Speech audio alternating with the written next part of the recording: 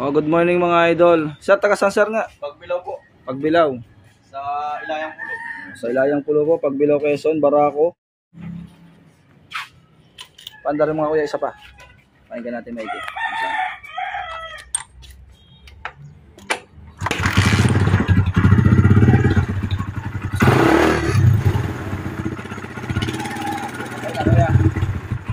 Mga idol, maganda naman yung pinaka-andar ng makina niya. Wala naman tayong naririnig sa timing chain, wala sa connecting rod, wala sa side bearing. Andito lang sa clutch side. Bali ang maingay sa kanya ay nasa likod ng clutch housing. Yung kung tawagin ay starter gear, idle gear. Yung bushing niya, nagiging issue ni Barako lagi yan. Yan, bali ano na po yan, kalog na. Pwedeng lagas, pwedeng kalog. Yan po, papalitan natin ng idle bushing. Barako, uno. Ito na mga idol, walang mintis yung ating hula. Oh. Yan, bali kalog na po yung bushing. Yan po yung nagiging sakit ng mga starter gear ng Barako, Kawasaki. Kaya pag napabayaan talaga, nabubungi siya. Yan o, nabungi siya ng isang ngipin. Yan, nabungi siya ng isang ngipin. Oh. Ito yung kaputol niya mga idol. Ito. Yan. Buti na lamang, hindi tinamaan ang clutch housing kasi ang clutch housing po ay malasa to, nasa 7,000. Kung nabungi ito na isang ngipin, ako hindi magkakaigi.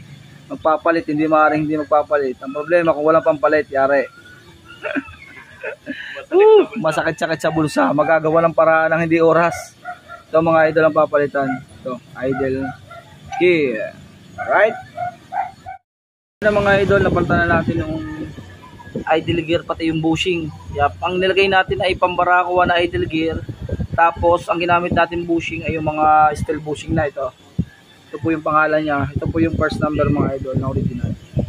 Yan. Nakalagay sa kanya bushing lang. Alright. Yan o. Okay. Ito.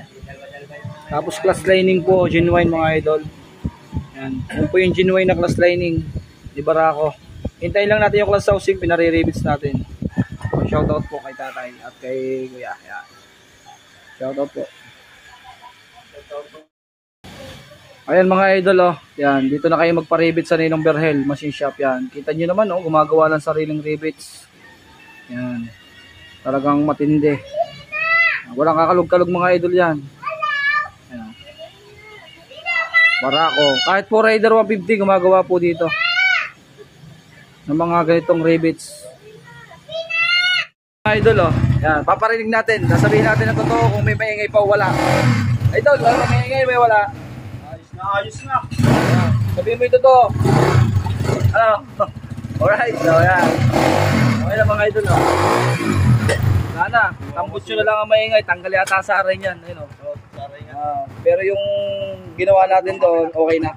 Okay na mga idol, no? Okay na. Alright. Iwawasi-was yung side na po nito.